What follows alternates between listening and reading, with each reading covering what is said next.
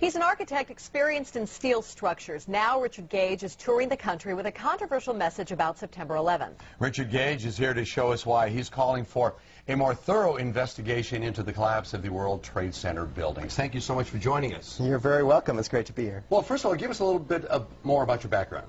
Well, I'm an architect of 20 years, member of the American Institute of Architects, and have been studying steel-framed, fireproof buildings for about that long.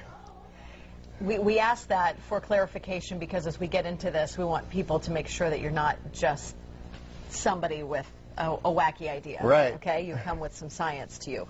What is the official reason for the collapse of the World Trade Center towers? Well, we're told that the planes hit the buildings and there was an explosion and a fire, and about an hour and a half later, in the case of the North Tower, the buildings collapsed due to structural weakening due to the fires.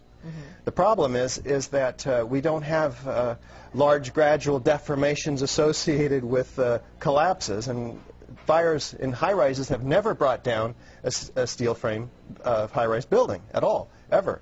And what we have, unfortunately, is the evidence in the Twin Towers and the third skyscraper to collapse that day, which most people don't know anything about it.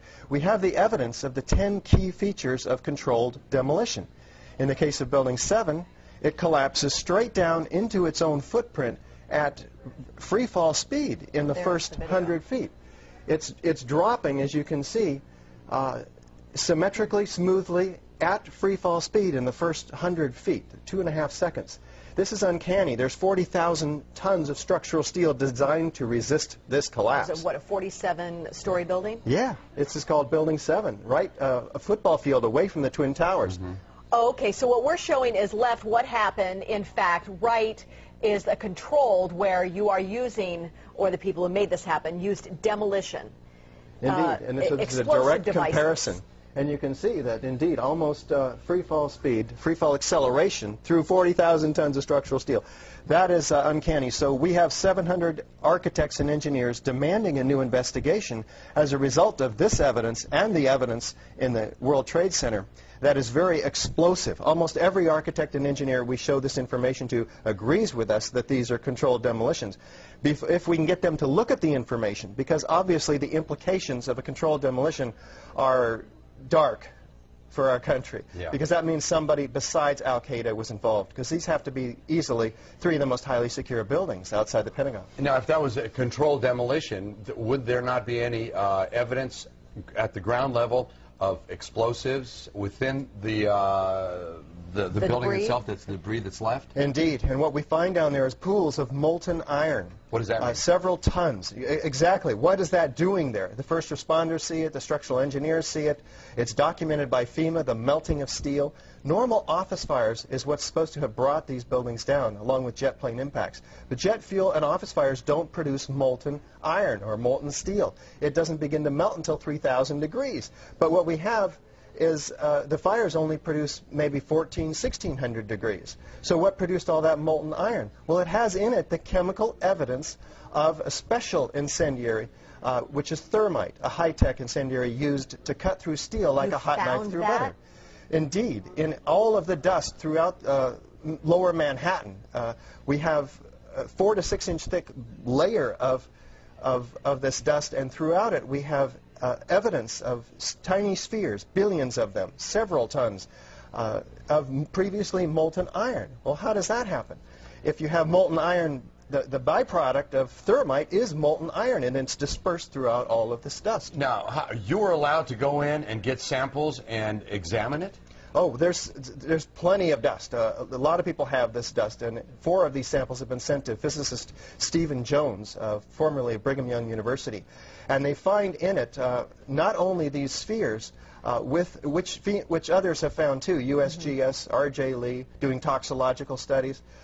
These spheres have iron, aluminum, fluorine, manganese, very unusual elements associated only with thermite. And there's small chips of unignited thermite as well. This is very high-tech thermite, nanothermite. It's not found in a cave in Afghanistan. It's produced in very sophisticated Defense Department contracting laboratories. Okay, well, we have an enemy here.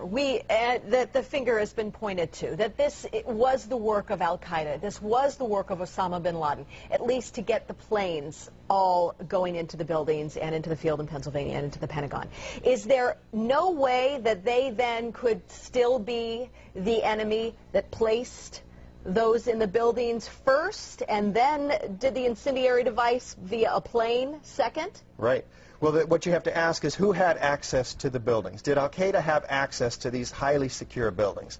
Probably not. Did they have access to sophisticated nanothermite, where the particles are 1,000 times smaller than a human hair? Probably not.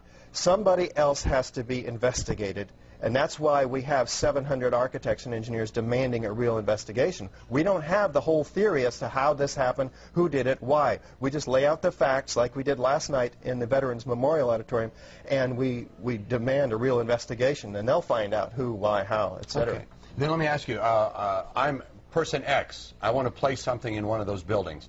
Where would I carry it? How big would it be? Is it that visible that I would be spotted by security, or could I place it in one of my tooth fillings? Yeah. We're talking about several tons of nanothermite and ordinary thermite. One would have to have access through security. So the security company involved for the World Trade Center should be thoroughly investigated. And it turns out to be Securicom, Stratosec. Somebody should look and see who's on the board of those companies. Some very interesting individuals turn out to be.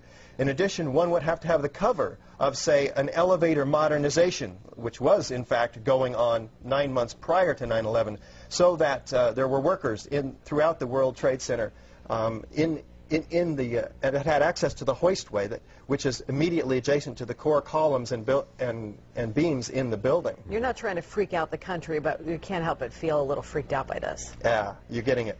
Yeah. And, of course, this is something we want to talk with you about a whole lot more, and we're out of time. But we do have a great deal of information on our website, kmph.com. Thank you very much for your time today. You're so welcome. Thank you for opening up a lot to think about.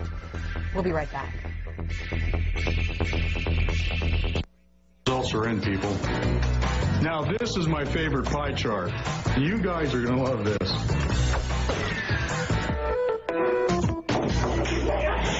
This Friday, a huge fireworks show.